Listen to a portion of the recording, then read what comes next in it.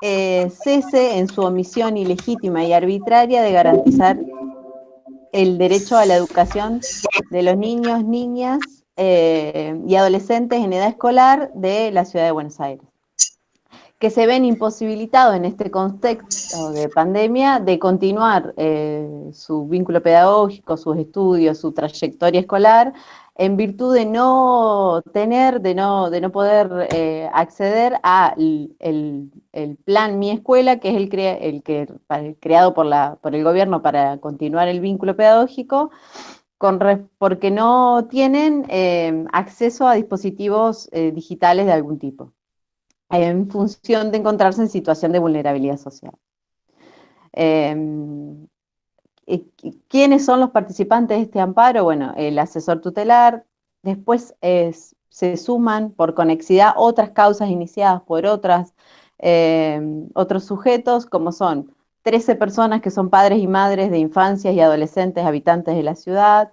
También se suma la SIG, la ONG ASIG, un gremio que es la Unión de Trabajadores de Educación de la Capital, UTE, y todos ellos mencionan casi las mismas pretensiones, ¿no? Dicen que luego de casi 3 meses de haberse dispuesto a la suspensión de clases por el Ministerio de la Seguridad, de clases presenciales, por el Ministerio de Educación, de clases presenciales, las autoridades de la Ciudad de Buenos Aires no han implementado unas medidas concretas y efectivas que aseguren el acceso a la educación de todos los alumnos y alumnas de la ciudad. En la demanda, la SIG menciona una estadística que la verdad que para mí fue muy reveladora. Dice que en la ciudad que el 48,7% de las infancias y adolescencias no tienen acceso a PC y el 47,1% no tiene acceso al servicio de Internet. ¿Qué es lo que hizo la ciudad de Buenos Aires en este contexto para continuar con la educación? Cómo es lo que arbitró para gestionar la educación en este contexto de aislamiento y pandemia? Bueno, creó un plan que se llama Mi Escuela, que consiste en un mecanismo virtual de acceso a plataformas digitales y virtuales para continuar la escolarización a través de esta plataforma. Y también cuadernillos o libros, materiales impresos que ha difundido entre las infancias y las adolescencias. La Ciudad de Buenos Aires alega, o sea, el gobierno de la Ciudad de Buenos Aires alega que a través de esto ha garantizado el acceso a la educación, digamos. Y lo que invocan los actores de este amparo colectivo es que si bien existe, que si bien esa resolución, que es la resolución cuestionada, que es la resolución 13 del año 2020, prevé un mecanismo de cuadernillos y de material impreso y plataformas virtuales, no previó, no garantizó el acceso a todas las infancias y adolescencias de dispositivos ni de conectividad, ni dispositivos para poder acceder a esas plataformas, por una parte, ni de conectividad en esos hogares para poder acceder con esos dispositivos al contenido. Eh, y otra cosa que se le imputa a esa resolución, que es el acto administrativo por el cual se llevó adelante, la resolución administrativa por el cual se llevó adelante la política pública de educación en este contexto, lo que se le imputa es que esa resolución resulta restrictiva en los casos en los que prevé el otorgamiento de herramientas de dispositivos digitales, porque dice que se va a otorgar dispositivos para el acceso a las plataformas a aquellas familias que que acrediten no contar con ningún tipo de dispositivo en el entorno familiar, por una parte, que no tengan ningún tipo de medio digital, tienen que acreditar que no tienen ningún acceso a ningún dispositivo digital, y a su vez tienen que acreditar ser beneficiario de un plan nacional que es la asignación universal por hijo.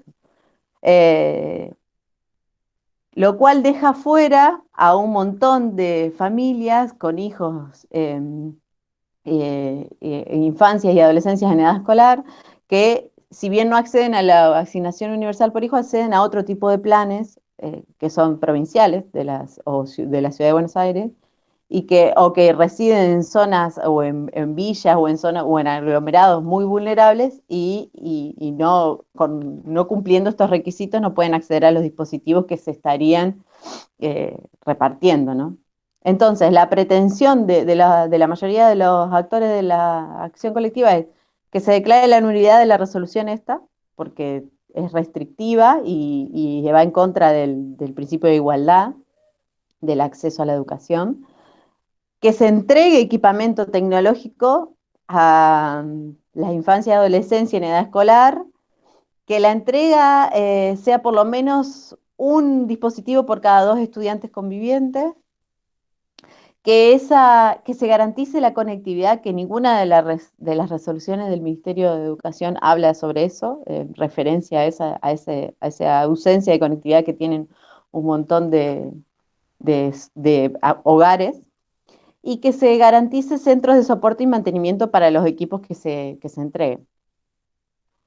Bueno, la normativa que alegan, aparte de la Constitución Nacional, la Convención de los Derechos del Niño, la Constitución de Buenos Aires tiene un artículo bastante amplio al respecto, que es el artículo 23, que asegura el acceso a la permanencia y la reinserción y el egreso del sistema educativo en condiciones de igualdad, gratuidad, en todos los niveles, modalidades, desde los 45 días hasta el nivel superior. Después también se menciona la Ley Nacional de Tecnología de la Información, que menciona el derecho humano a las comunicaciones y a las telecomunicaciones. Y después lo que resulta muy interesante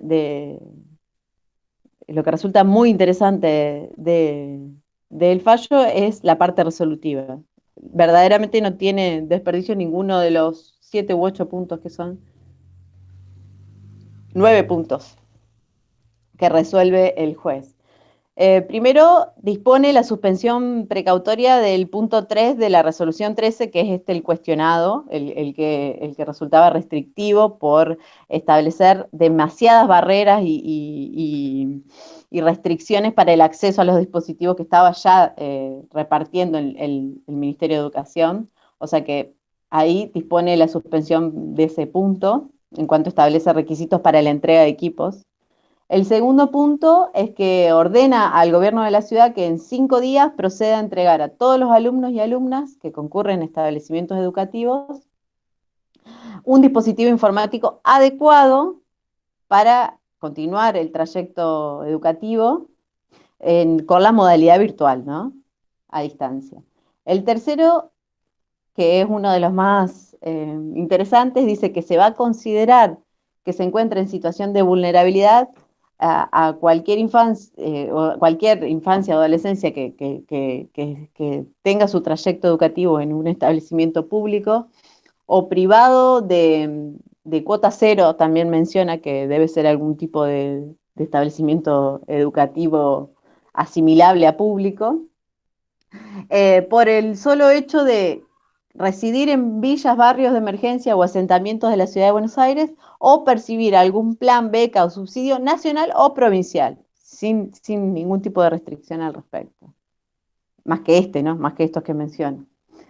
Después dice que el gobierno intima al gobierno a que lleve adelante un registro de solicitantes y un mecanismo de entrega de los equipos. Aquí lo que me resulta más interesante es que dice que el mecanismo de entrega debe ser ya por canales institucionales ya insertados en los barrios, comedores, parroquias, juntas vecinales, movimientos sociales, lo cual me parece muy interesante. Después dice que para el caso de que los solicitantes, o sea, la demanda de dispositivos sea mayor a lo que tenga para aportar el gobierno de la ciudad, debe entregar una propuesta de prioridad de cuál va a ser la prioridad de entrega de los equipos que ya tengan existencia. En el punto 6, ordena a que se disponga un estándar mínimo de conectividad inalámbrica en estas zonas, en las villas, en los espacios públicos, similar a los que se está usando en plazas, menciona. En el punto 7 dice que en el caso de que no pueda el gobierno de la ciudad eh, garantizar esa conectividad inalámbrica con ese estándar mínimo que permita el acceso a las plataformas educativas, deberá garantizar dispositivos móviles a los estudiantes con acceso a datos.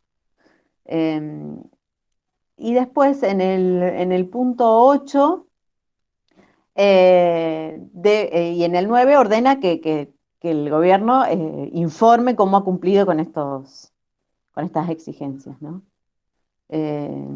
Y bueno, eso es todo por lo menos las ideas fuerza y las ideas más relevantes de este primer fallo del día de hoy. Me adelanto con dos preguntas, aprovechando que está Pilo acá. Bienvenido, Pilo. ¿Cómo te va? Hola. Sebastián. La inquietud me parece generalizada es qué pasó después, o sea, si el gobierno está cumpliendo, si se ejecutó. Eh, la otra inquietud que por ahí sí que es más transversal es si hubo coordinación entre todos los actores que se fueron sumando como en conexidad, ¿no? ¿Cómo pasó eso? Si fue accidental, si fue posterior o eventual el enterarse que estaban trabajando distintas demandas, o se buscaron, cómo ocurrió. Eso sería, me parece, como mis preguntas a Pilo centralmente. Y por ahí, las cosas que a mí me resultan como estándares que se avisoran como súper interesantes del fallo, eh, tienen que ver, por un lado, la cuestión de la territorialidad ligada como criterio de identificación de la vulnerabilidad, ¿no?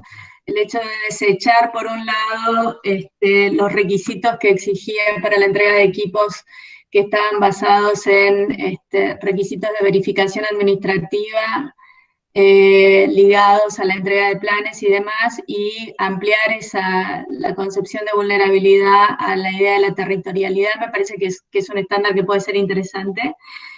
Luego, la idea de pensar, y esto está más en la demanda de ASIG, en este fallo cautelar, de la conexidad de los derechos de la educación y el derecho al acceso a la información y el derecho al reclamo de derechos y acceso a servicios.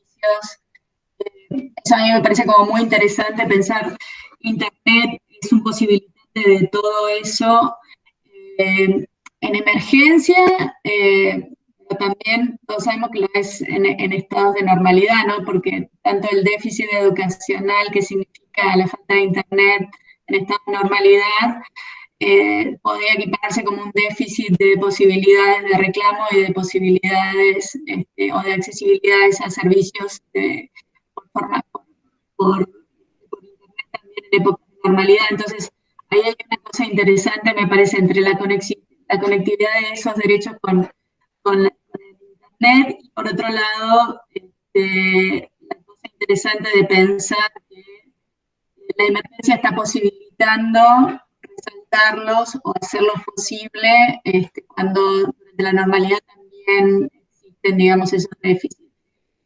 Eh, Básicamente eso. Y dos cosas con respecto a la cuestión institucional que me gustaría tirar, que es la aparición de legisladores en la demanda. Me parece que podría estar siendo como un indicador de esta cosa de que la política sanitaria está siendo tan ejecutiva y hay una neutralización o por lo menos una inmovilidad tan grande de los legislativos que pareciera ser que los legisladores están encontrando su oportunidad de discutir la oportunidad o la razonabilidad de las medidas judicialmente. Pasa en este caso y pasó también en el caso de las personas en situación de calle, donde aparece Victoria Donda como demandante. Y por otro lado, la pregunta de por qué el gobierno nacional no fue demandado también en tanto la política de emergencia como causa, digamos, de la situación una de las causas de la privación de los derechos, es una política nacional en principio.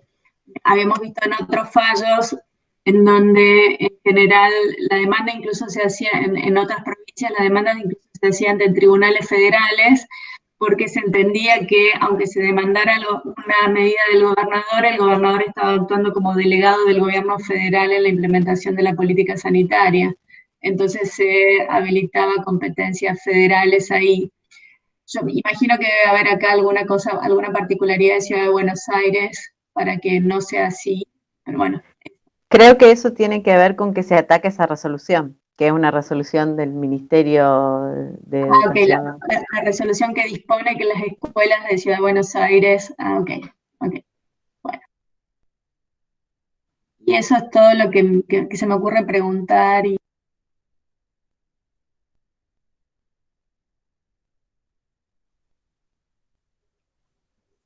¿alguien Bueno, más?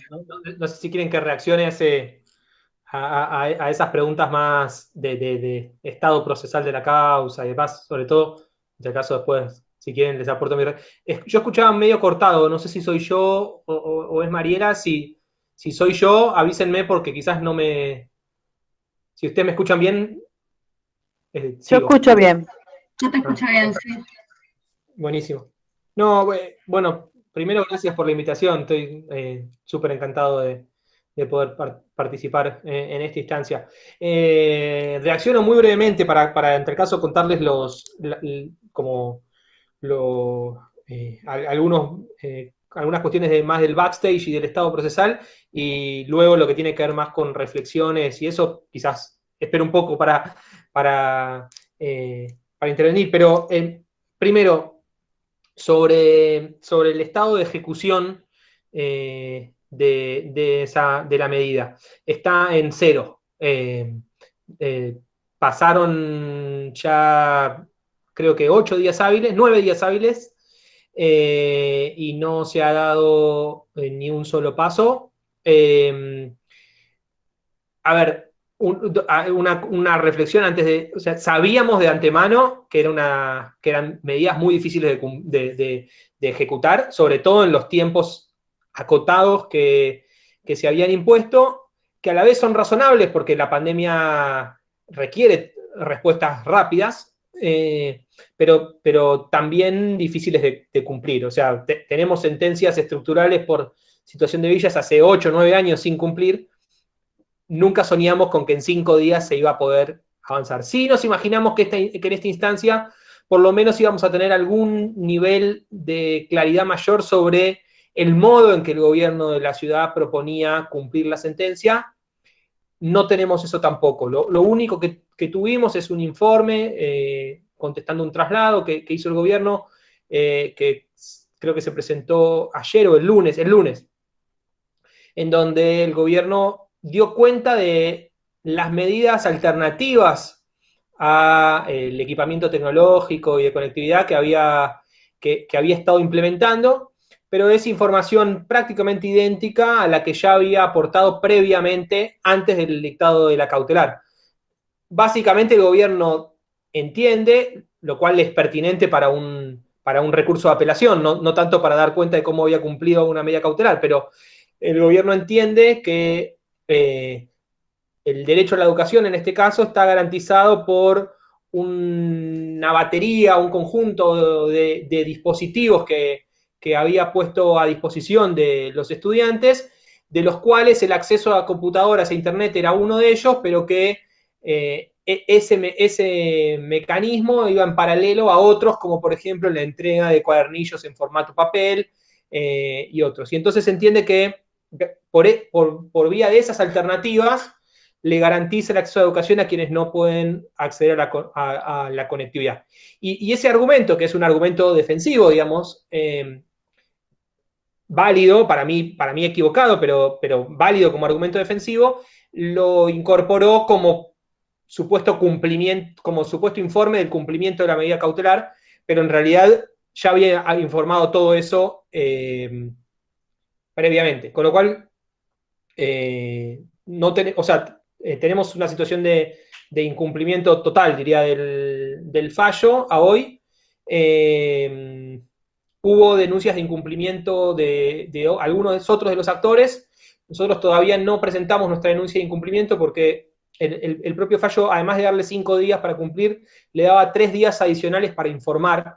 Entonces nosotros queríamos esperar a que se venzan esos 3 días adicionales y aportación adicional. Se vencieron creo que hoy a la mañana en 2 primeras y no aportó nada. O sea que mañana vamos a estar presentando nuestra denuncia de incumplimiento a la espera de que se resuelva la denuncia de incumplimiento en los próximos días. Aún si nos concedieran todo lo que pidamos en esa denuncia de incumplimiento, que básicamente van a ser sanciones conminatorias y algunas medidas más de información, eso no va a resolver el problema y vamos a tener seguramente una sentencia de ejecución que ordene el cumplimiento también incumplida. Pero bueno, digo, de nuevo, sabíamos desde el principio de que iba a ser muy difícil obtener un cumplimiento en los plazos que se habían establecido. Si quisiéramos, por lo menos en los próximos días, tener claridad sobre cuál es la alternativa que el gobierno propone para dar cumplimiento a la decisión que se tomó, no a la que el gobierno consideraba que era la correcta, sino a la decisión que se tomó, que es la cautelar dictada. Luego, eso como en relación al estado procesal. Además, el gobierno planteó un recurso de apelación sobre la medida, está pendiente de resolver por parte de la Cámara, pero sí la Cámara resolvió una queja en relación al efecto suspensivo, o sea, al efecto no suspensivo con que fue otorgada la medida. El gobierno fue en queja y la Cámara rechazó la queja hoy, con lo cual la Cámara confirmó que está en condiciones de ser ejecutada la sentencia. Después, respecto a la pregunta sobre la coordinación entre el frente actor, digamos, entre los distintos organizaciones y familias que se presentaron. La verdad que fue muy descoordinado. Y recién mañana a la tarde vamos a tener una reunión que convocamos nosotros con el resto de los actores para plantearnos una estrategia más vinculada a la ejecución de la medida. Nosotros veníamos trabajando digo, cuento un poco por qué me parece que fue particularmente descoordinado. Nosotros veníamos trabajando en este tema hace muchos meses, antes de la pandemia incluso. Y ahí me meto un poquito en lo que nos interesaba. Digo, interrúmpanme si estoy hablando más de lo que corresponde. Nosotros hace tiempo identificamos el problema de acceso a Internet en las villas, insisto, antes de la pandemia, como un problema que estaba afectando muy especialmente a esa población. Y empezamos a trabajar en eso, heredando una agenda histórica de ASIG más vinculada a la discriminación por condición socioeconómica de la población que habita en esas villas en el acceso a servicios públicos.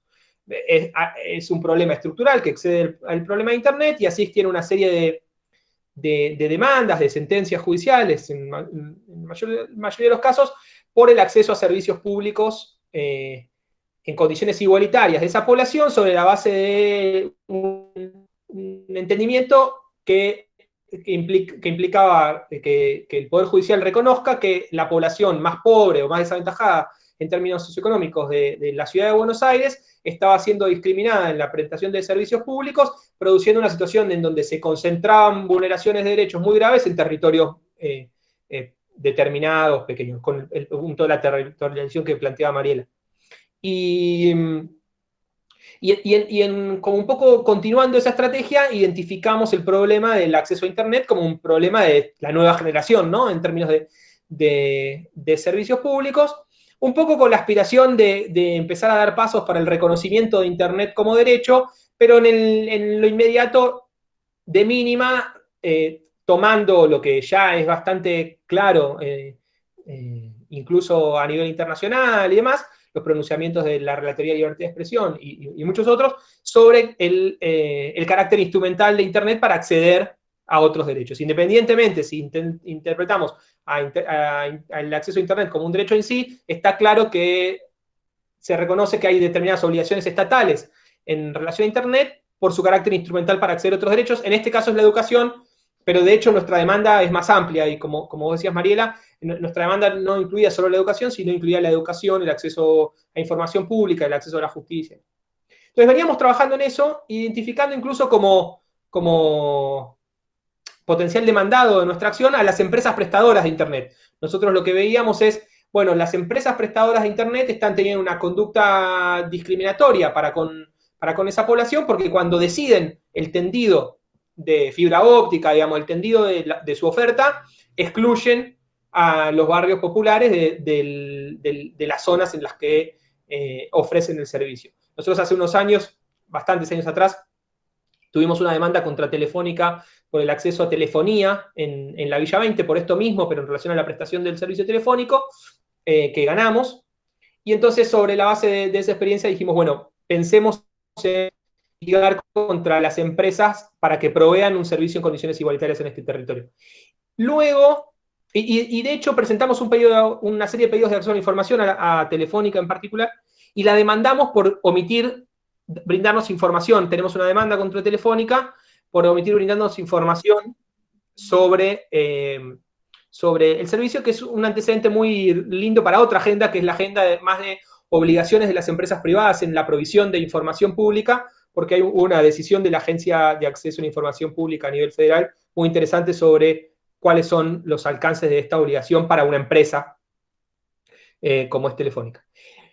Bueno, eso previo a la pandemia. A partir de que se declara la pandemia y empieza a pasar lo que todos sabemos que está pasando, nos dimos cuenta dos cosas, así muy rápidamente contadas. La primera es, nuestra estrategia anterior vinculada a la demanda de las empresas perdía un poco de sentido, porque lo que suponía eso es que iba a haber demanda, o sea que si las empresas ofrecieran su servicio, iba a haber muchos vecinos que iban a querer contratarlo. ¿Por qué? Porque el servicio al que acceden ahora a través de alternativas al 4G es normalmente bastante caro y de mala calidad. Entonces, que si las empresas ofrecían, iba a haber demanda.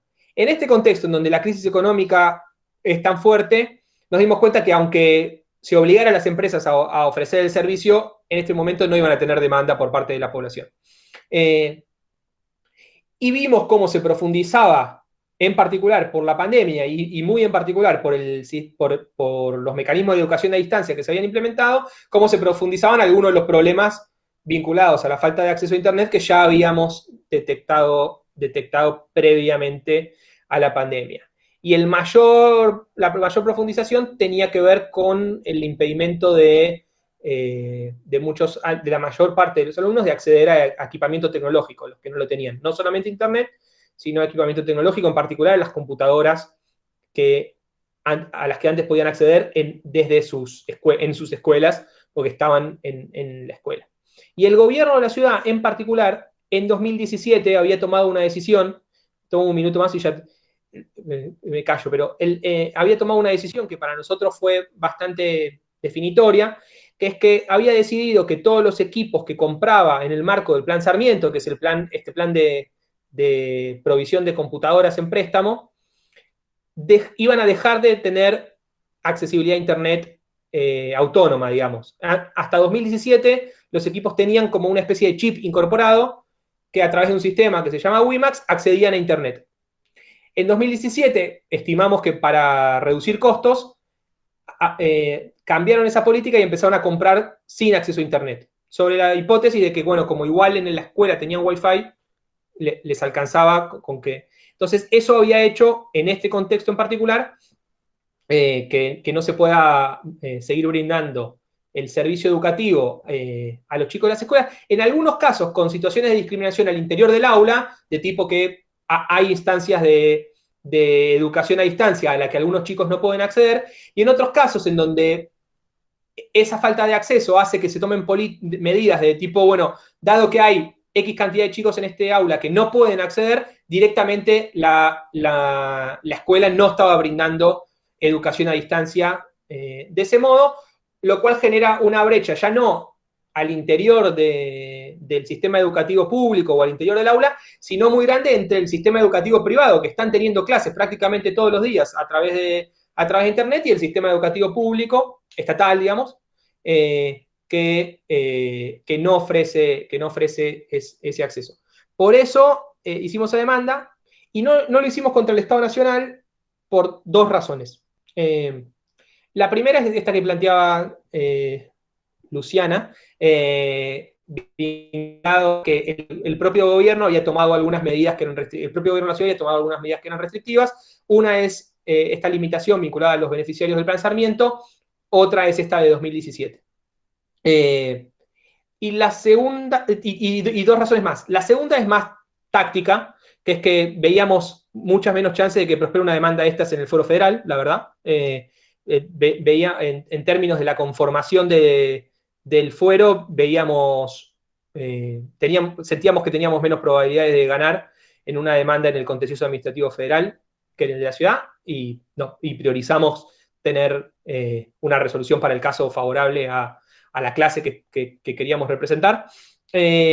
Y otra más vinculada a como una política institucional de ASIG en particular, que tiene que ver con demandar en relación a las comunidades con las que efectivamente tenemos vínculo. Y nosotros tenemos vínculo con comunidades en la ciudad de Buenos Aires, fundamentalmente, comunidades de asentamientos informales, y nos parecía que demandar por un problema que ciertamente existe en todo el país, no es un problema exclusivo de la ciudad de Buenos Aires. La ciudad de Buenos Aires tiene algunos recursos que no tienen otras provincias para dar respuesta, pero es un problema que existe en todo el país.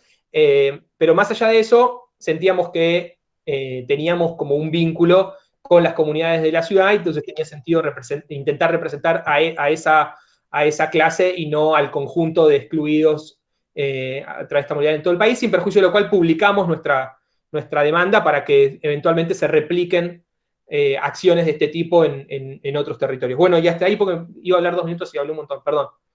No, te pregunto rápido, ¿no hubo planteo del gobierno de la ciudad diciendo nosotros no inventamos el aislamiento, lo inventó el gobierno nacional, estamos actuando como delegados del gobierno nacional? ¿No hubo ese planteo? No exactamente, aunque sí está implícito en alguno de los puntos que introducen, pero nosotros no desconocemos eso. O sea, las medidas de aislamiento, nosotros no cuestionamos las medidas de aislamiento en la demanda. Las medidas de aislamiento son el contexto que nos permite decir cómo el gobierno de la ciudad debería reaccionar en función de que ese aislamiento existe. Entonces nosotros dijimos, bueno, hay una situación de aislamiento, el Estado en esta situación de aislamiento presume que hay acceso a Internet de mucha gente, porque de hecho establece una serie de tramitaciones para las cuales se requiere Internet. Dice, bueno, para pedir un permiso para salir a la calle se necesita Internet. Bueno, parece desconocer la enorme brecha digital que existe. Entonces, en este contexto, Internet parece imprescindible para afrontar la situación de aislamiento, y eso lo que produce es la obligación del Estado de generar las medidas compensatorias en nuestro entendimiento, ¿no? Generar las medidas compensatorias necesarias para que mientras ese aislamiento dure, no se vea afectado el derecho a la educación como el más relevante que reclamamos, por parte de los grupos vulnerabilizados que representamos al iniciar la acción.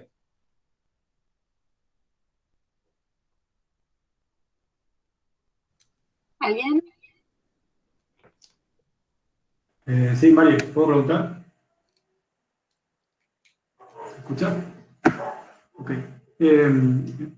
Hago nada más marco una inquietud del fallo, y después tengo varias preguntas para Julio, pero bueno, las que puedo responder porque quizás se va mucho el tiempo. A mí lo que me sorprendió primeramente fueron la cantidad de actores que se fueron sumando. Esto conversaba Mariela y Sebastián recién.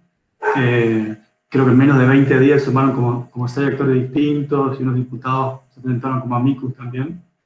Y eso me lleva a un punto a lo que decías vos recién, Sebastián, de por ahí la diferencia de lo que ocurre ahí en Cava y en el resto de las provincias, sobre todo en el norte o específicamente el nordeste de la Argentina, en donde esto sucede mucho en varios lugares. Acá en el nordeste hay localidades enteras que no tienen conectividad y nadie presenta una acción de este tipo. Y ahí en Ciudad de Buenos Aires se presentaron 6 distintos actores por una misma situación. Veo que siempre hay que marcar una diferencia de lo que es llamar ciudadanía de ejercicio o un poco de contención a sectores vulnerabilizados, que no se advierte por ahí en las provincias distinto a lo que puede ser Cava. Después, con respecto a la sentencia, a mí me pareció que la sentencia amplía el objeto de la demanda en algunos puntos. Principalmente veo que incluye a los establecimientos educativos de gestión privada con cuota cero. Eso no vi que estaba por lo menos en la demanda de ASIG, no sé en el resto. También algo que marcaba Mariela anteriormente, de que en las fundamentaciones de la demanda de ASIG hace referencia a distintos derechos lesionados. Aparte de la educación, hablamos de lo que es la salud, el acceso a la justicia, la información pública, etc. Y en la sentencia nada dice esos fundamentos, sino que todo eso se suscribe a lo que es el acceso a la educación de los niños y las niñas. También me parece interesante cuando conceptualiza, a lo que hacía referencia Luciana al inicio, lo que es situación de vulnerabilidad social. Me parece que ese punto está bastante bueno, ¿no? De cómo ahí amplía bastante lo que puede ser la red de beneficiarios de estos servicios de comunicación.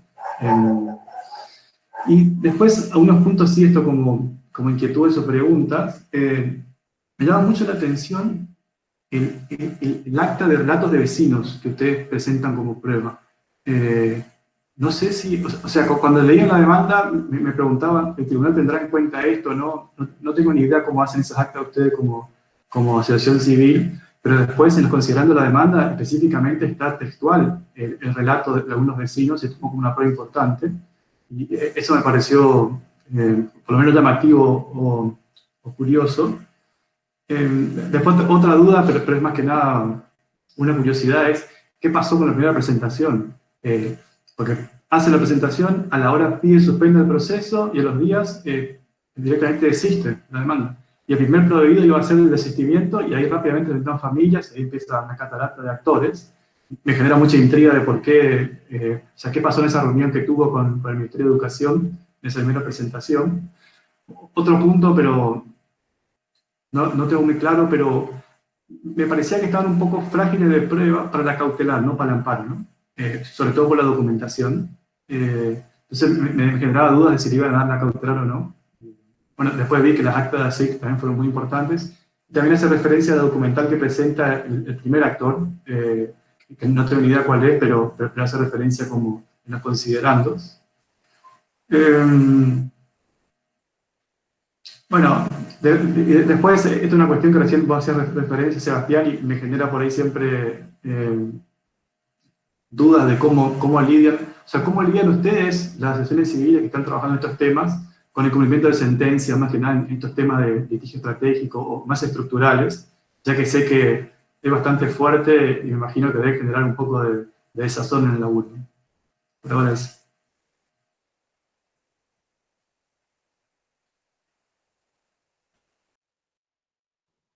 No sé si quieren que reaccione yo ahora o... Dale. Bueno, son muchas cosas. Intento... Me cortan, yo soy medio hablador, entonces háganme el favor de cortarme así y contesto rápido. Sobre la cantidad de actores que había, y está vinculado con esto que habías dicho sobre el desistimiento del asesor tutelar, el primer desistimiento del asesor tutelar. A ver, sí, o sea, hay una realidad en la ciudad de Buenos Aires que es que el litigio estratégico fue...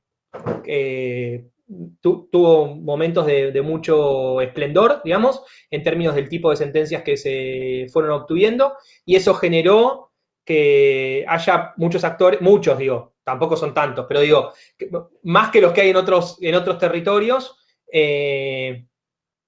valiéndose de esa estrategia para la incidencia en algunos casos más vinculada a la política, a la construcción territorial más militante, en otros casos más desde la sociedad civil, pero lo cierto es que hay actores medianamente diversos aprovechando esa estrategia. Y se vincula con esto que preguntaba sobre el primer desistimiento, porque lo que pasó y que seguramente hizo que muchos se apuraran a presentar estas demandas, es que empezó, o sea, pasó esto que hizo el asesor tutelar, para que, por si no lo vieron o sea, el asesor tutelar presenta la demanda presentan la demanda y cuando sale sorteado Gallardo pide la suspensión de plazos y una semana después, o unos días después, no me acuerdo exacto, plantea el desistimiento de la acción. Cuando pasa todo eso, la verdad es que se armó un corrillo gigante entre todos los que de alguna manera estamos vinculados con todo lo que somos usuarios del servicio de justicia en la ciudad, en particular los que solemos litigar en acciones colectivas, porque nos enteramos de que había ocurrido eso, y eso generó probablemente una corrida para que esa causa no se caiga, porque todos veíamos la importancia de esa causa, y cuando nos enteramos que se había desistido, para que esa causa no se caiga. En nuestro caso en particular, la verdad que no sé cómo fue con otros actores, pero en nuestro caso particular, nosotros veníamos escribiendo la demanda, te diría 3 semanas antes de que el asesor tutelar presente la suya, y tenía 4 de enterarnos de que había desistido. Y cuando nos enteramos que desiste, nos quedamos toda una noche escribiendo lo que nos faltaba escribir para poder presentarla, porque nos preocupaba ese desistimiento. Las hipótesis sobre por qué desistió el asesor tutelar en su momento son variadas, digamos. Mi hipótesis es que no quería que Gallardo resuelva que sea Gallardo quien resuelva la medida, por la razón que fuese. Pero esa es la mía, no sé. Hoy por hoy el asesor desistió de su desistimiento. O sea, se presentó luego y dijo que había desistido planteando que convenía esperar para ver cuál era la actitud del gobierno en la ciudad, pero que dado que había otros actores que querían sostener la causa, él dejaba sin efecto su planteo de desistimiento y retomó su función. De hecho, otro de los grupos, otro de los actores, digamos, recusó al asesor tutelar para que siga actuando en la causa, y la Cámara hoy también rechazó la recusación, con lo cual volvió ayer a última hora rechazó la recusación, con lo cual volvió a actuar el asesor tutelar. Pero bueno, entonces lo que pasó es que por eso también planteaba que fue desordenado la articulación, porque lo que pasó es que, así como nos enteramos nosotros, se enteraron muchos, y todos seguramente corrieron a escribir sus demandas para que no se caiga. Igual la verdad es que nos deberíamos haber coordinado un poco antes, no lo hicimos. Nosotros, por ejemplo, sí hablamos con la gente de la UTE, de la Unión de Trabajadores de la Educación, que se había presentado, pero solo para decirles, mirá, nos presentamos ahí, qué sé yo, no más que eso.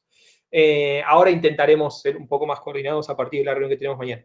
Luego, sobre la ampliación del objeto, eso, el punto de las escuelas con cuota cero, que creo que Luciana preguntaba, las escuelas con cuota cero son escuelas privadas que el Estado subsidia plenamente. O sea, son escuelas de gestión privada, pero que el Estado subsidia por completo, y por ende los alumnos que asisten no pagan cuota.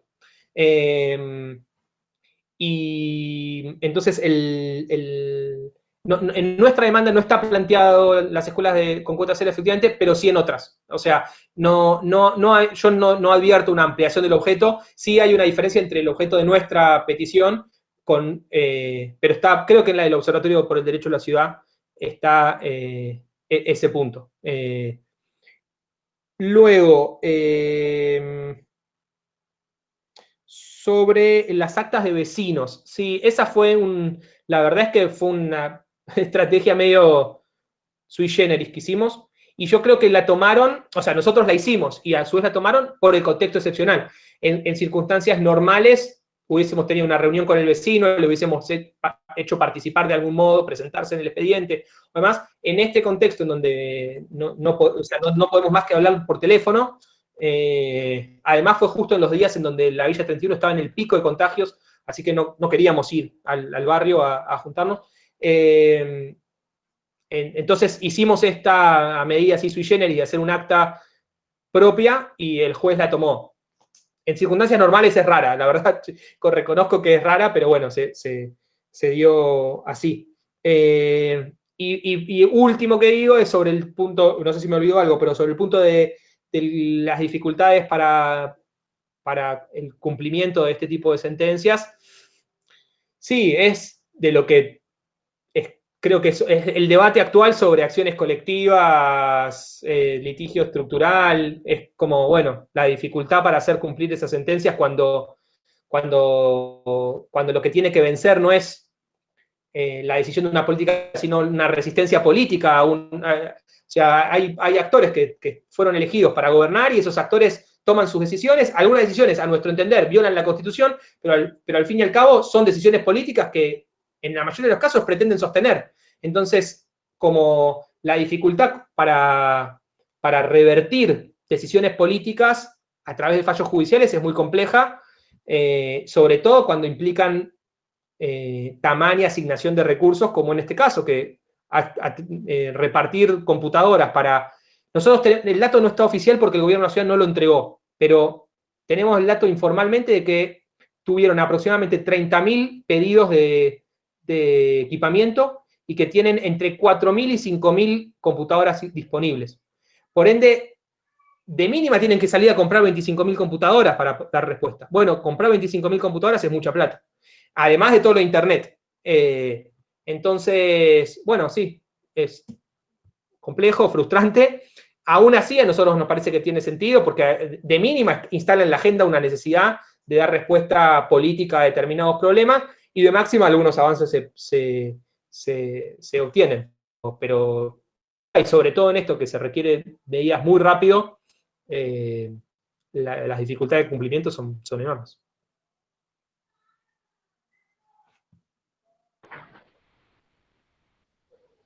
¿Alguien? ¿Leandro? ¿Leandro? ¿Sí se escucha? ¿Sí? ¿Sí? No, yo no, quizá no tan jurídica, pero me interesa por el armado de la acción. ¿Cómo se piensa o cómo se relaciona con... Sebastián hablaba que tenía relación con un trabajo con algunas organizaciones territoriales o de base. ¿Cómo se piensa con los... ¿Cómo es esa relación con los actores para bueno, que de hecho le termina sirviendo para armar las actas, que sí, raro que cómo se la dejan, cómo la toma el Poder Judicial, pero bueno, le termina sirviendo como prueba. ¿Cómo es la lógica que ellos tienen en ese armado de agenda, digamos? Y por otro lado, también, que me parece interesante para pensar en otros lugares cómo se pueden armar acciones parecidas, cómo es la relación con los gremios, porque uno piensa que los gremios deberían ser quizás legitimados más directo todavía y más fácil de legitimar para hacer un reclamo parecido, hasta quizá en el ámbito laboral, ni siquiera en el ámbito contencioso administrativo. Estoy hablando con Santa Fe, digamos, administrativo. Entonces, ¿cómo desarrollaron antes de presentarla esa relación, digamos?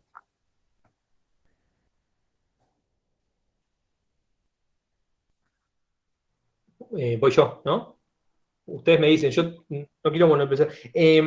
Sobre lo primero, o sea, ahí no es que implementamos una estrategia de articulación con organizaciones de base a los efectos de iniciar esta acción. Nosotros, así como asiste a buena parte de las villas de la ciudad de Buenos Aires, asiste, digo, presencialmente, físicamente, desde hace muchos años.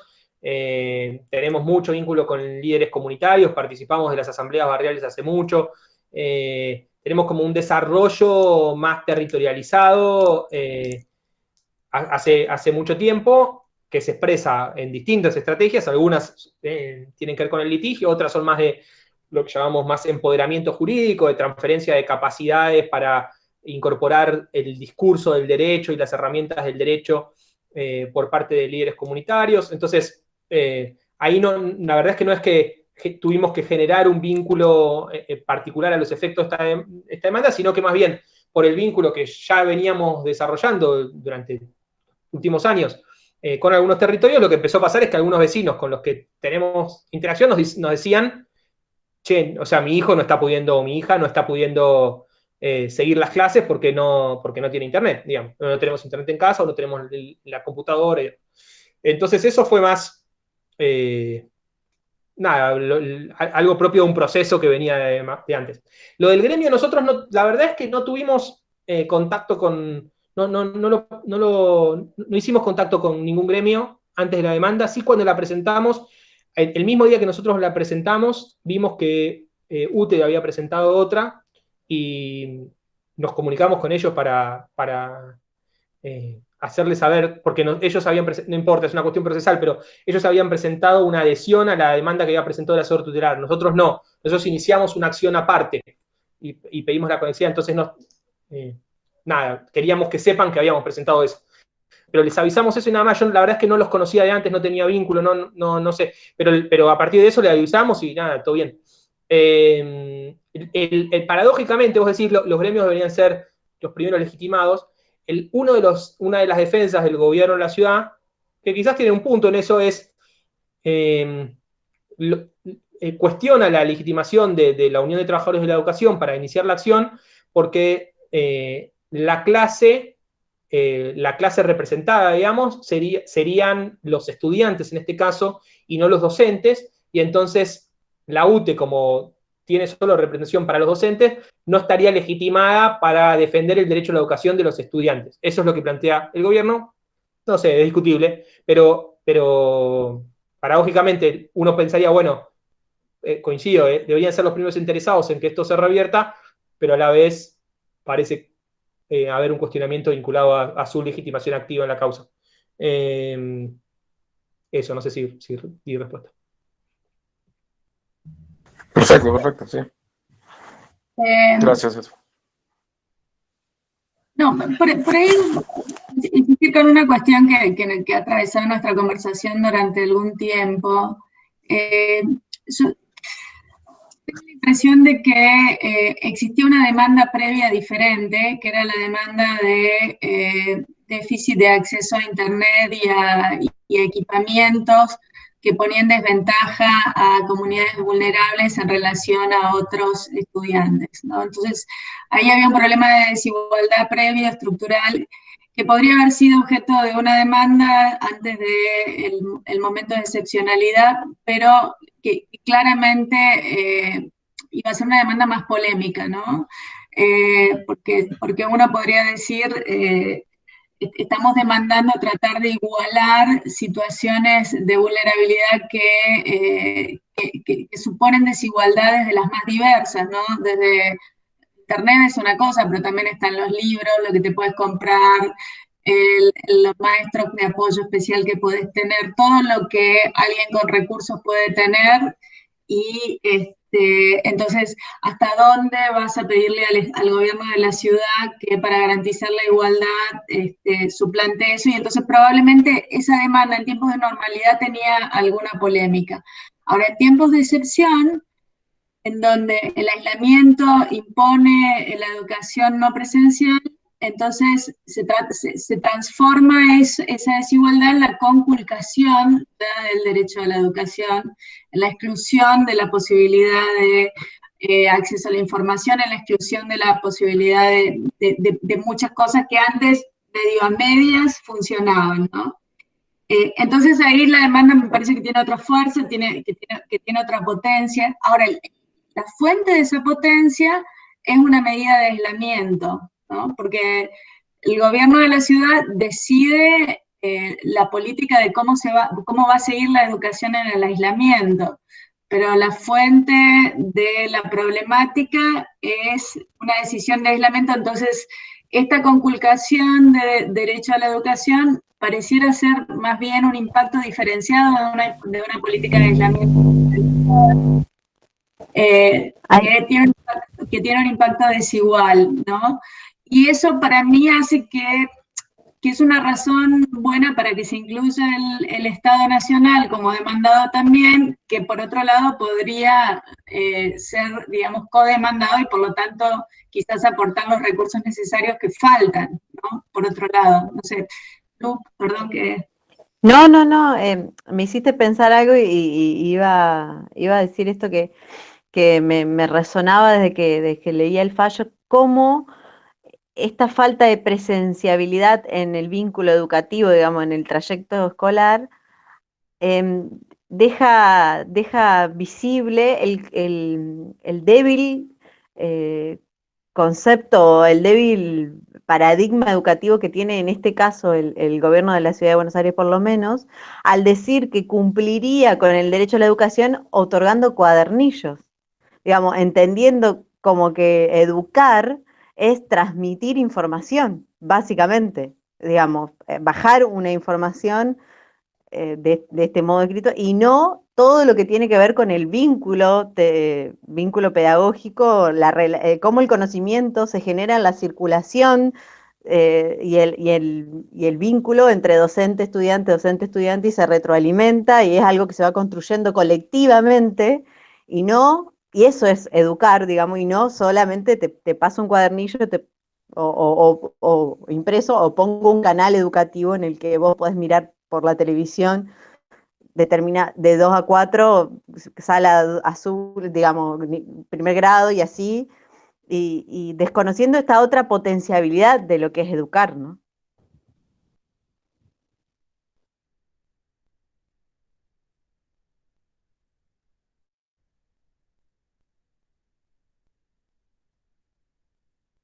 ¿Alguien más?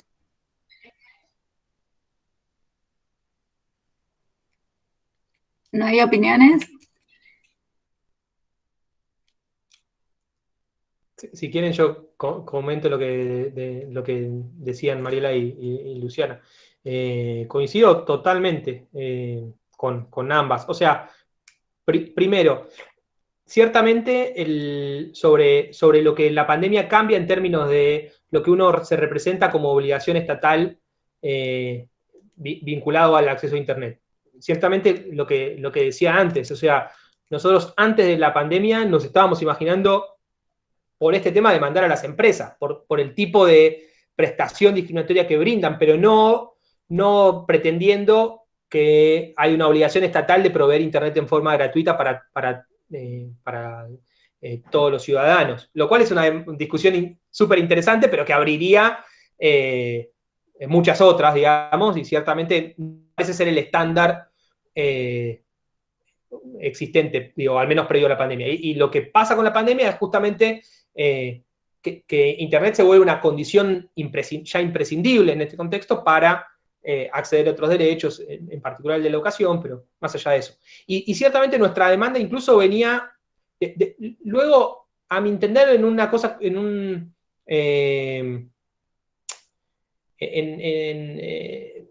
para mí se equivoca el juez cuando hace eso, pero el juez, probablemente influenciado porque la primer demanda, la del asesor tutelar, estaba muy centrada en el tema educativo, le imprime a toda su decisión cautelar esa centralidad del tema educativo. Pero nuestro planteo tenía un componente muy vinculado al educativo que tenía que ver con las computadoras, pero un componente que era el acceso a Internet en las villas para el conjunto de la población, que no era solamente sobre educación. Pero sí, ciertamente ahí hay una diferencia muy grande en lo que uno puede interpretar como obligaciones del Estado durante la pandemia y las medidas de aislamiento que las que existen en circunstancias, llamémosle normales, habituales.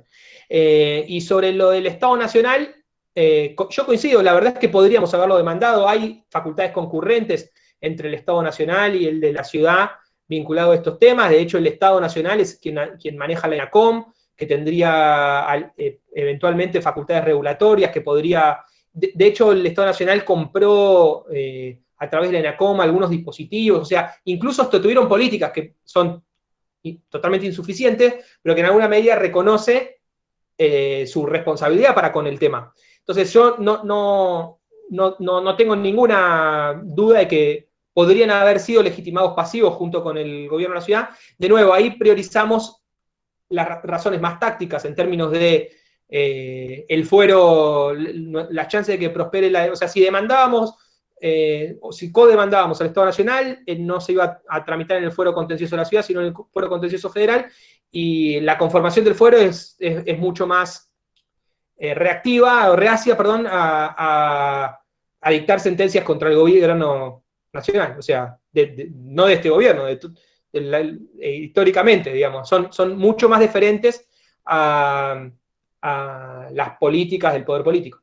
Entonces, esa fue la primera, y la segunda más vinculada a que la lógica hubiese sido que si demandábamos al Estado Nacional, no lo hagamos solo por la Ciudad de Buenos Aires, porque ciertamente el problema excede la Ciudad de Buenos Aires.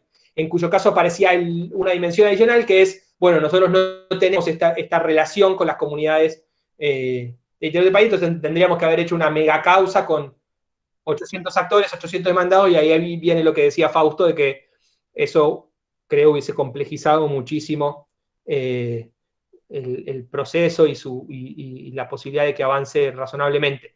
Y finalmente, lo que dice Luciana es básicamente todo nuestro argumento en contra de la estrategia defensiva del gobierno de la ciudad. El gobierno de la ciudad dice, bueno, a algunos les doy computadoras, a otros les doy cuadernillos.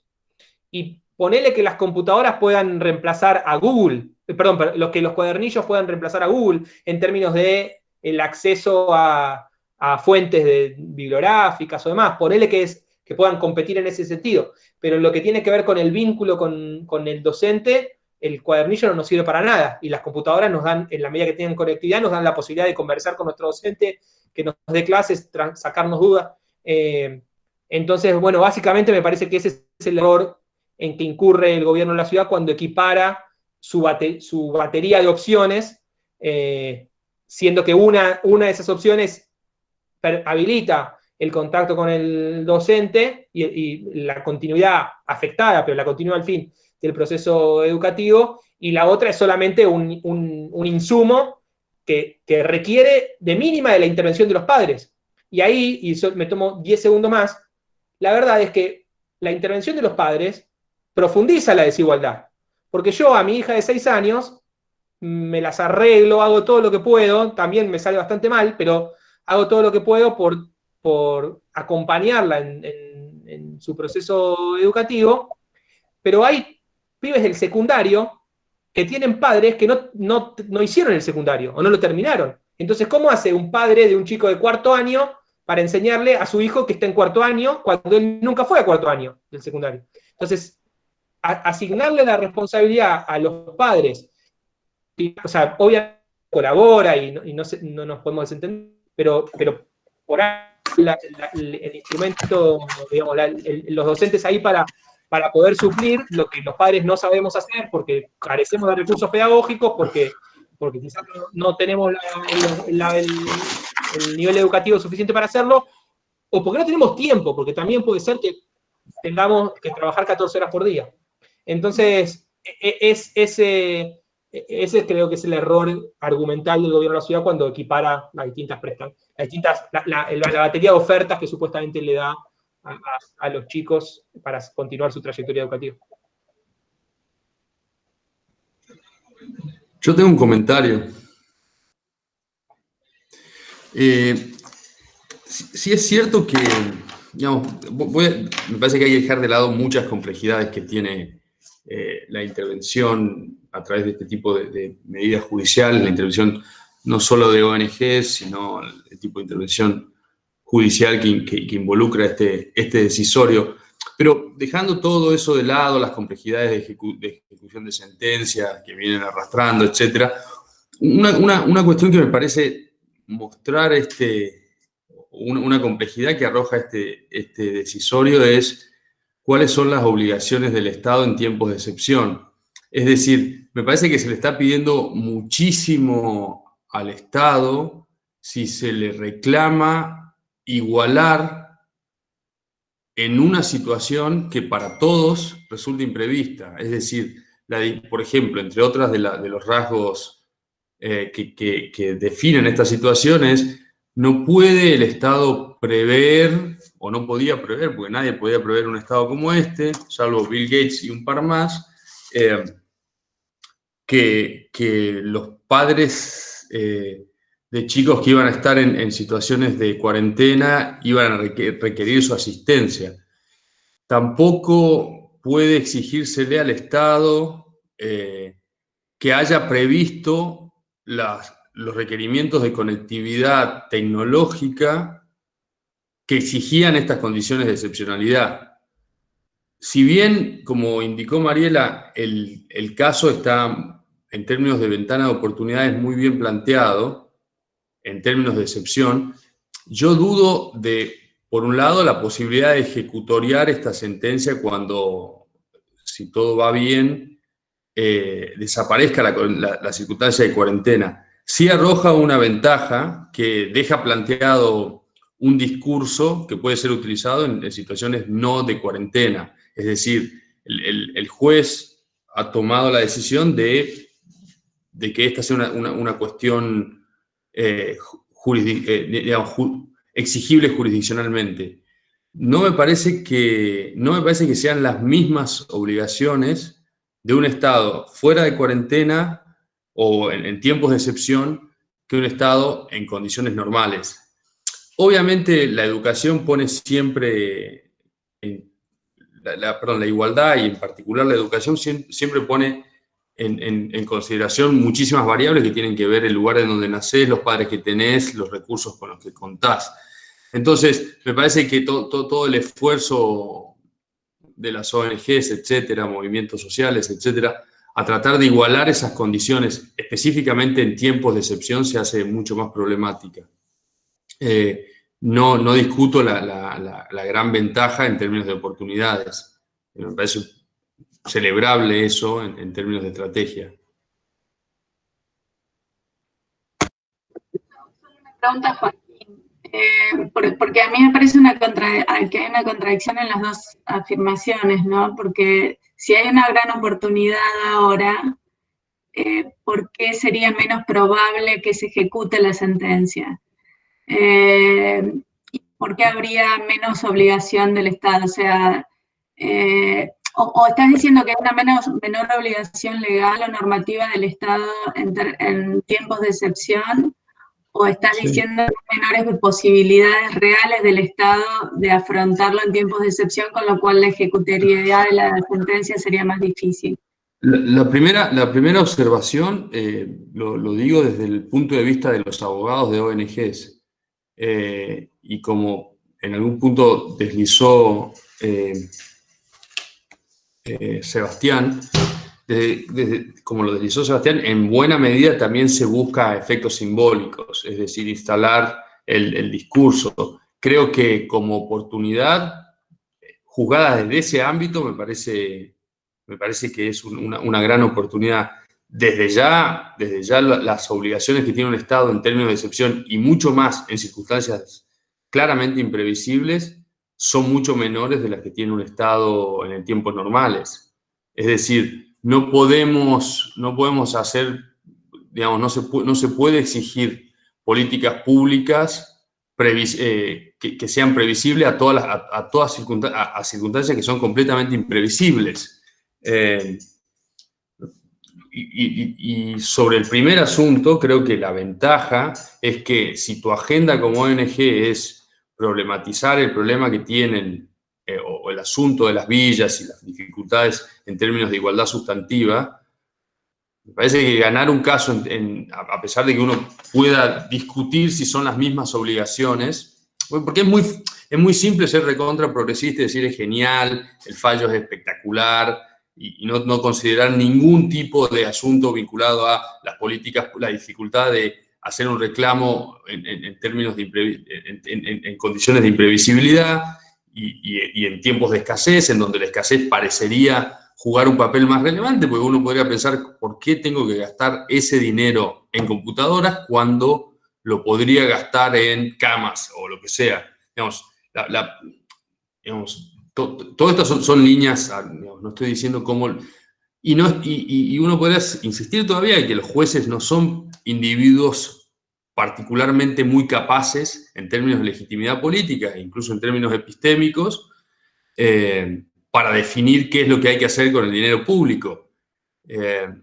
Ese juez al final del día le ha dicho al Estado provincial, a la Ciudad de Buenos Aires, que tiene que gastar esa plata en asuntos que están fuera de consideraciones vinculadas a cómo administrar recursos en condiciones de escasez y en condiciones de excepcionalidad.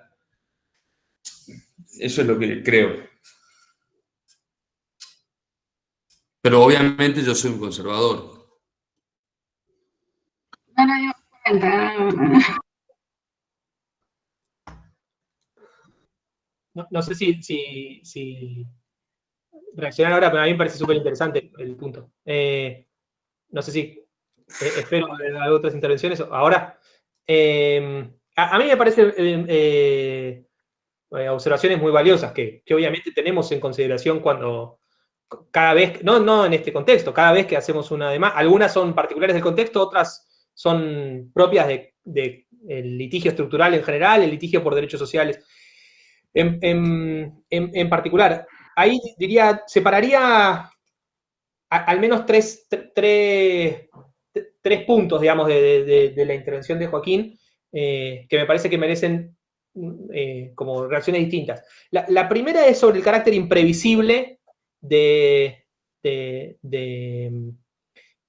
la situación, lo cual hace que uno no pueda esperar que frente a la imprevisibilidad el gobierno tenga listas medidas frente a la imprevisibilidad. Obviamente, nosotros no nos imaginábamos que el gobierno tenía que tener guardado un protocolo para pandemias previo a la pandemia, digamos. No esperábamos eso del gobierno.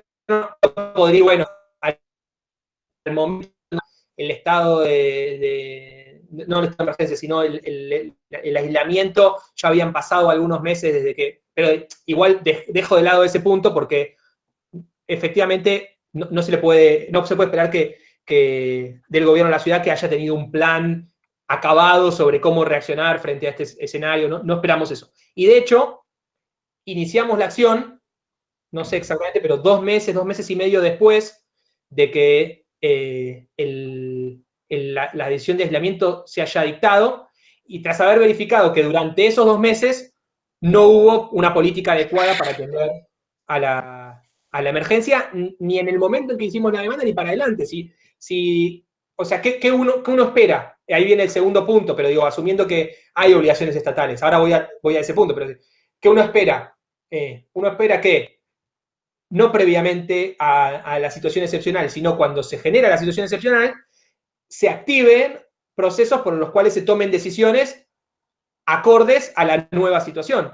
Y no se pueden tomar de un día para el otro, y mucho menos ejecutar de un día para el otro, pero nos parecía a nosotros que 2 meses y medio, no sé exacto, digo, pero al menos 2 meses de plazo para que el gobierno elabore un plan sobre cómo enfrentar esta emergencia, era un plazo razonable que ya no hacía imprevisible la situación, sino que hacía que uno pueda decir, bueno, miren, el 20 de marzo esto era imprevisible, pero desde el 20 de marzo, que es previsible, hasta el 20 de mayo, que iniciamos la demanda, el gobierno no ha hecho lo que tendría que haber hecho para tener una solución en algún momento, digamos.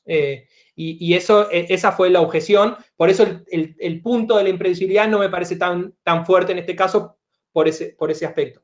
Luego está sobre cuáles son las obligaciones estatales en contexto de pandemia. O sea, si uno podría decir, bueno, el contexto de emergencia relaja la necesidad relaja las obligaciones estatales en algunos temas. Y en algunos temas probablemente, y en otros todo lo contrario. Probablemente si el gobierno estuviese destinando sus esfuerzos a pavimentar, o al revés, si el gobierno se hubiese retirado de la pavimentación de las calles y un vecino hace una demanda por qué pasa que no pavimenta en mi cuadra, bueno, probablemente la emergencia es un justificativo suficiente para decir, miren, estamos con otras prioridades. Ahora, cuando lo que se plantea no es la pavimentación, un gasto que podría llamarse trivial en alguna medida, sino más bien uno tan relevante como que hay pibes que hace 3 meses no pueden, o sea, cesaron en el acceso a la educación mientras otros tienen educación, entonces ese, a mi criterio, incrementa las obligaciones estatales, no las reduce. O sea, debería ser una prioridad estatal junto con la salud, digamos, decir, bueno, a la vez que me estoy ocupando en la emergencia de la salud, priorizo mucho cómo hacer para que no se vean afectados los estudiantes en el acceso a la educación. Y el tercer punto tiene que ver que está vinculado a pero es distinto en algún sentido, es el punto sobre los recursos. Bueno, si tiene la plata o no el Estado para hacer frente al gasto que supone el cumplimiento de una sentencia de estas características. Y paradójicamente, suele ser así, la verdad, pero uno hubiese esperado que parte de los argumentos defensivos de la ciudad es: no tengo plata para hacer esto. O sea, bueno, el problema de tu sentencia es que es incumplible porque tengo que... Y no argumentó eso. El gobierno tenía la posibilidad, es el gobierno que está en condiciones de hacerlo, de decir: miren, yo te muestro mi situación presupuestaria, tengo el total de los recursos disponibles es esto, no puedo aumentar impuestos por esta razón, y tengo asignado el 90% de esto a atender a la emergencia, con lo cual lo que vos me pedís, para lo que vos me pedís no tengo un peso. Y el gobierno no planteó eso. Su estrategia fue más bien la opuesta, fue: mirá todo lo que venimos gastando por la educación, gastamos en los cuadernillos, venimos invirtiendo un montón, no dijo me tengo que retirar de ese punto porque no tengo plata. Dijo más bien todo lo contrario, dijo no, es nuestra prioridad. Si hubiese hecho un argumento de tipo presupuestario, nos hubiese puesto a nosotros en la obligación de escrutar esa afirmación, la afirmación de no tengo recursos suficientes para dar respuesta a esto que me pedís. Pero no hizo ese argumento. Hizo un argumento más de tipo, si se quiere, republicano, de, bueno, el Poder Judicial no tiene facultades para decidir lo que yo... Pero no porque no tenga presupuesto, sino porque por la distribución de competencias entre poderes. Entonces, si hubiese hecho ese argumento, yo me he visto en la obligación de ver, bueno, si es verdad que no tiene plata porque está destinando todo para la salud, por ejemplo. Pero la verdad es que no nos puso en esa situación porque no es el argumento que planteó. Y de hecho, tienen un presupuesto altísimo, y obviamente que se vio afectado por la pandemia, pero menos que en otros lugares, y no parece ser un buen... Por ahí sí, un mejor argumento hubiese sido: mirá, comprar 25.000 computadoras me lleva 3 meses. Podrían haber dicho eso: mirá, aunque vos me obligues a hacerlo en 5 días, no puedo, no hay mercado, no hay quien tenga 25.000 computadoras en un depósito acá a la vuelta que me las pueda entregar. Ese hubiese sido un mejor argumento y a nosotros nos hubiese dejado más, nos hubiese puesto más en aprietos. Hubiésemos tenido que decir: bueno, si te lleva 3 meses, hacerlo lo más rápido que puedas, pero por lo menos en 3 meses tráemelas. Pero no planteó ni siquiera ese punto. Pero bueno, nada, lo cierto es que la brecha digital es en este contexto un problema de derechos, digamos. Dejó de ser un dato de la realidad, algo que uno puede observar empíricamente y que está a mi criterio, ¿no? Y que está ajeno a lo que el derecho, sobre lo que el derecho tiene para opinar, y pasó a ser una precondición para el ejercicio de algunos derechos fundamentales, en particular algunos derechos sociales fundamentales. Eso parecía bastante claro, propio de la emergencia, o sea, surgido a partir de la emergencia o profundizado mucho a partir de la emergencia. Pero bueno, hasta ahí, eso es lo que yo siento sobre el caso. Entiendo yo tengo una pregunta, o más bien un comentario. Perdona, Mariela. Mi comentario es uno que obviamente no es una pregunta así, sino me parece una pregunta a todos. Se ganó este caso y luego desaparecen las condiciones pandémicas y uno lo tiene que tratar de ejecutar. Y la pregunta es si un argumento del gobierno puede ser: miren, señores, este fallo usted lo ganó en tiempos de excepción, en tiempos en donde tener computadoras era una prioridad. Entonces, me parece que no es exigible en estas condiciones esa decisión, por 2 razones. Primero, porque ya las circunstancias de hecho planteadas en su demanda han desaparecido, y segundo, porque quizás la construcción de una política pública de educación no necesariamente tiene que tener en consideración las cuestiones que eran necesarias en tiempos de excepción. Tener computadoras, digamos, hoy que los chicos tengan computadoras en la casa, si bien es una condición necesaria, es cierto, para acceder a muchos otros derechos, parece ser una condición de extrema necesidad si uno quiere que tengan educación más o menos con las posibilidades que eso genera. Pero en otras condiciones, en tiempos normales, parece que eso no, parece que probablemente no sería una prioridad. Uno podría decir, no, vamos a mejorar las condiciones edilicias de las escuelas, vamos a mejorar los sueldos de los profesores, vamos a mejorar, no sé, otras consideraciones. Digamos, esta es una pregunta en general, me parece, digamos, para no dirigirlo así tampoco, digamos, a mí me parece que... A mí me hubiese encantado ganar este caso, quizás responde la primera pregunta de manera, me hubiese encantado ganar este caso, pero tiene un montón de complejidades que son de ese estilo. Ahí yo tomo el punto de Joaquín. Yo creo que ahí el caso supone dos críticas al Estado, pero son dos críticas que podrían estar pisándose o podrían pisarse eventualmente una a la otra. O sea, hay una crítica preexistente que es la crítica a la política distributiva del gobierno de la ciudad, ¿no?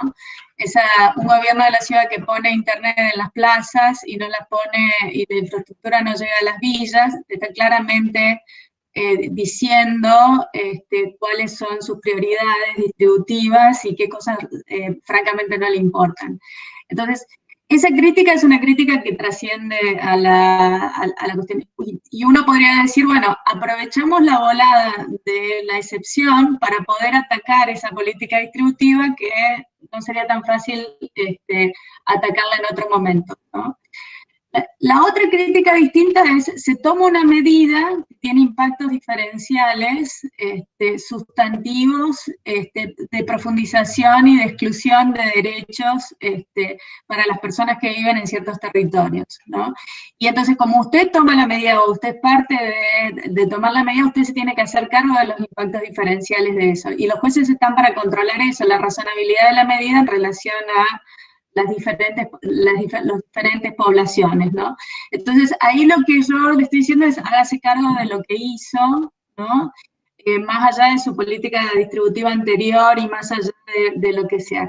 En el segundo caso hay imprevisibilidad, ¿no? En el primer caso no, en el primer caso nos estamos peleando contra su política distributiva. En el segundo caso, donde hay imprevisibilidad, hay buenas razones para pensar que usted no estaba preparado para esto, que no lo pensó, que no tiene por qué haberlo pensado en lo inmediato y demás. En ese contexto es donde la decisión de la jueza con lo que se llama órdenes de mandato y control, ¿no? Que son órdenes directas de en 5 días haga esto, en 3 días haga esto, y qué sé yo, parece que en cierta forma colaboran a poner a la ciudad a la defensiva, ¿no? Desde el principio republicano y desde yo estoy, usted que sabe de mi presupuesto para venir a decirme esto, digamos, usted que sabe de cómo estoy navegando la emergencia para venir a decirme esto. Ahí, cuando yo comparo ese tipo de decisión con la que a uno le encanta y por muchas razones, pero cuando comparás ese tipo de decisiones con la decisión que me pasó Flor hace poco en materia también del gobierno de la ciudad, en materia de personas en situación de calle, en donde la jueza creo que lo que hace centralmente es obligar al Estado a hacer un diagnóstico, ¿no? O sea, hacer una línea de base y a exponer cuáles son las situaciones de demanda y las situaciones de recursos disponibles que tienen, ¿no? Entonces ahí la mayoría podrían decir son medidas informativas más que órdenes directas de haga tal cosa. Y ahí hay una cosa interesante porque me parece que ahí un poco se genera un escenario diferente, que es el escenario de las posibilidades de una conversación entre demandante y demandados, ¿no? También la generación de más información en algún sentido que permitiría otra cosa, y de menor inculpación también porque se parte del presupuesto, ¿no? De que estamos frente a una situación imprevisible y demás. Las medidas que van en contra de lo que están diciéndole es, fíjese que usted tiene internet en las plazas y no tiene acá, en 2 días me pone internet, ¿no? Hay algo ahí, digamos, que provoca una tensión en el proceso de ejecución, parece, que es una tensión frente a la cual es difícil que un gobierno no reaccione de otra manera que no sea resistiendo, ¿no? Es como complejo esperar algo diferente que resistencia de parte del gobierno en ese escenario. Me parece que hay un poco de eso, digamos, en la estrategia de ejecución, de pensar, yo porque trabajé en ONGs y qué sé yo, sé que en general muchas veces uno prefiere estas decisiones judiciales porque uno no quiere el abrazo del oso de verse envuelto en una discusión con el gobierno acerca de si te voy a dar 2 pesos en 10 minutos o en 4 meses, y no quieren engancharse en eso, que son situaciones a veces complejas, ¿no? Pero también es cierto que la ejecutabilidad de estas medidas common and control que salen de una y por cautelar, digamos, tienen menos posibilidades, me parece, de ejecución.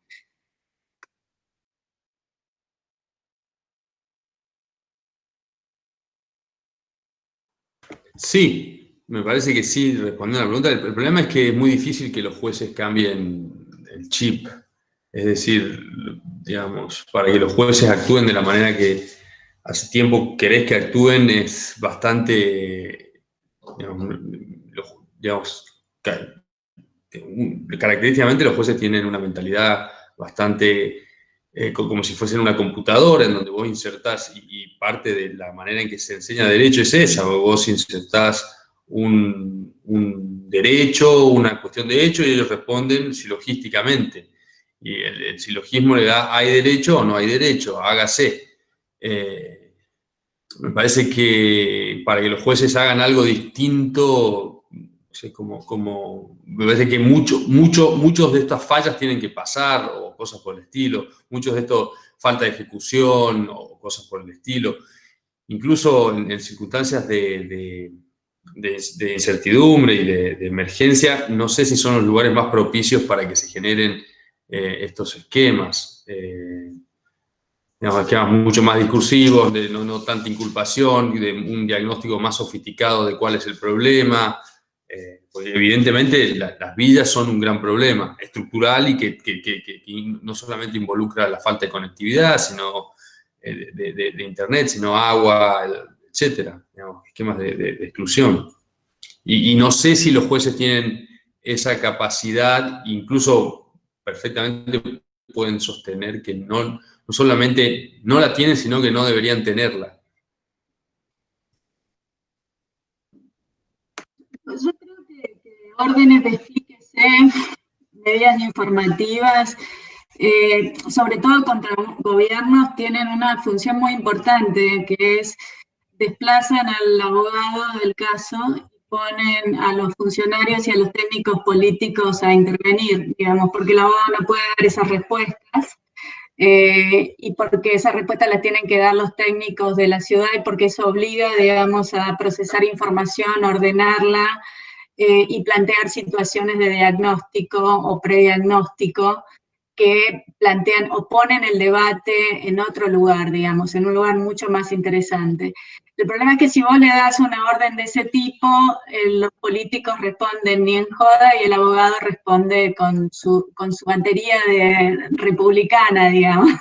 Entonces, ahí me parece a mí que hay estrategias donde podría desplazarse la conversación, donde realmente aparezcan los que son demandados y demandantes, donde se vayan desnudando conversaciones entre demandantes y demandados, porque también por otro lado las organizaciones sociales tienen un contacto restringido con la dimensión de los problemas de la gente. O sea, viene la gente, le consulta y conocen 2 o 3 cosas de lo que le pasa en relación a Internet y en relación a las notebooks y si las tienen o no las tienen, qué pueden hacer o qué no podrían hacer.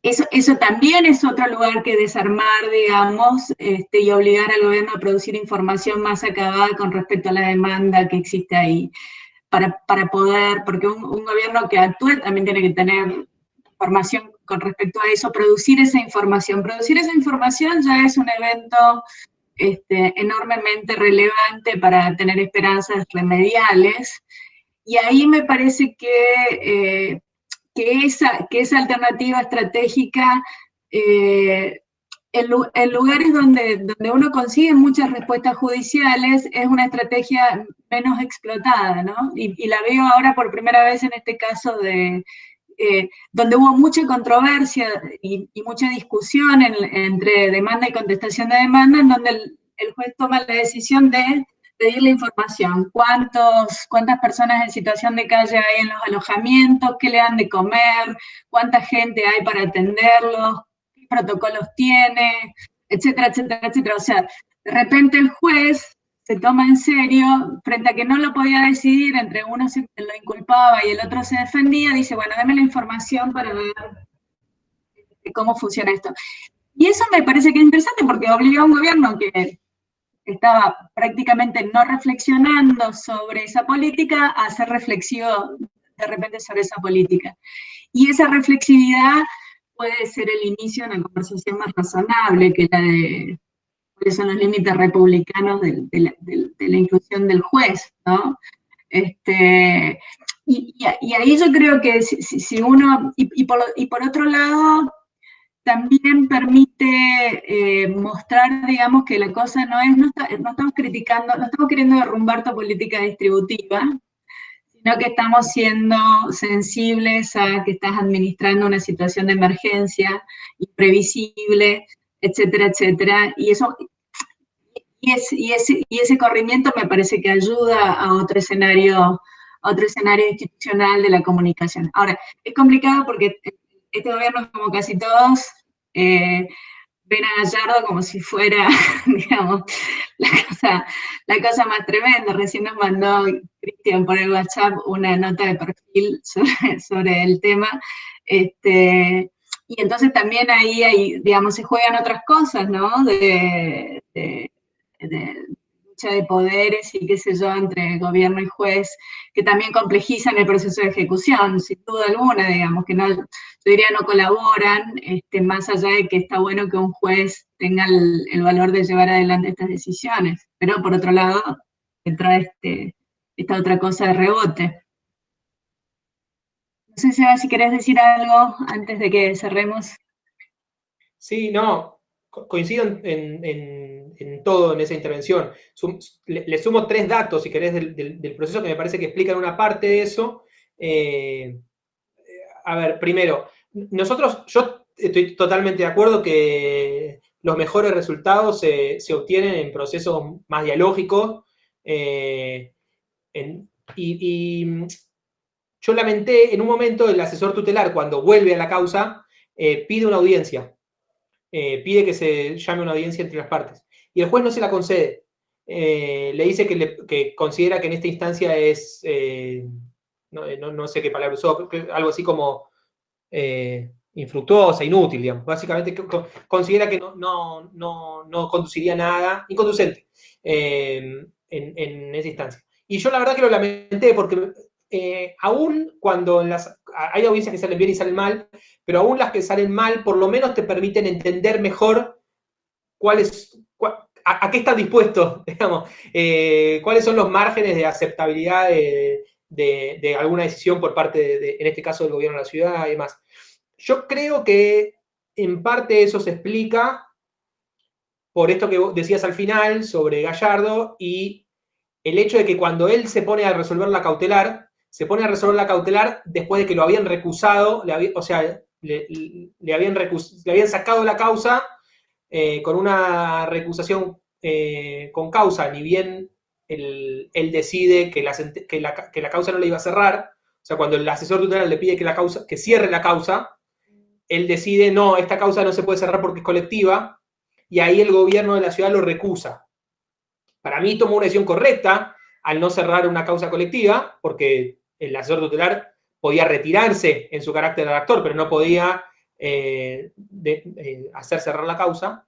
Y frente a esa decisión lo recusan. Entonces yo, a mi criterio, ya lo estoy analizando, no lo estoy analizando jurídicamente, sino más sociológicamente, si querés, cuando él retoma esa causa, ya venía como con ganas de cobrarla, digamos, me parece, independientemente de eso, que por ahí me equivoco, digo, no sé, es una hipótesis, lo cierto es que no estaban dadas las condiciones para un proceso dialógico rico, digamos, con ese nivel de controversialidad entre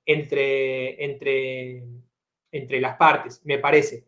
Lo que sí creo que se puede rescatar de su decisión, que es que si bien, por ejemplo, con el caso de las computadoras, él dice, entreguen todas las disponibles en 5 días, pero también dice, si las disponibles no les alcanzan, preséntenme un plan sobre cómo hacer para que todos tengan.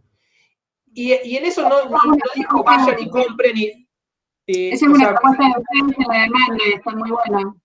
Claro, y eso lo toma él y le ordena al gobierno presentar un plan, que uno podría decir, bueno, el gobierno puede ejecutar ese plan como quiere, podría decir, les voy a dar computadoras en 5 años, y después discutiríamos si eso cumple, pero digo, podría haber, y pasaron los 5 días y no presentó eso.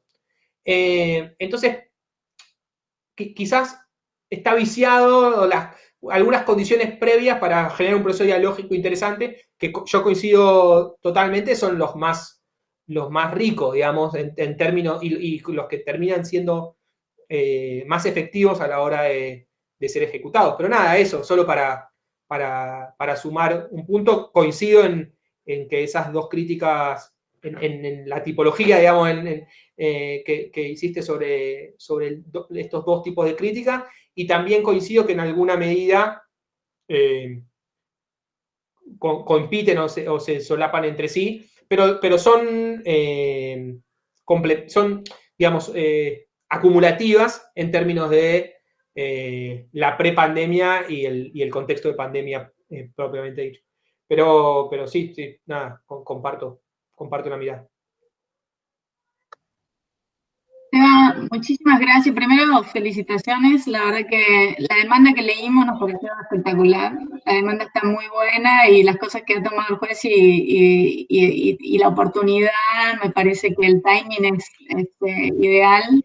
Muchas gracias por estar con nosotros acá. Estás invitado cuando quieras. Discutimos casos en general, así que si alguno te interesa, estás siempre invitado. Y muchas gracias. Voy cerrando la grabación. Gracias a ustedes, fue un placer, la verdad.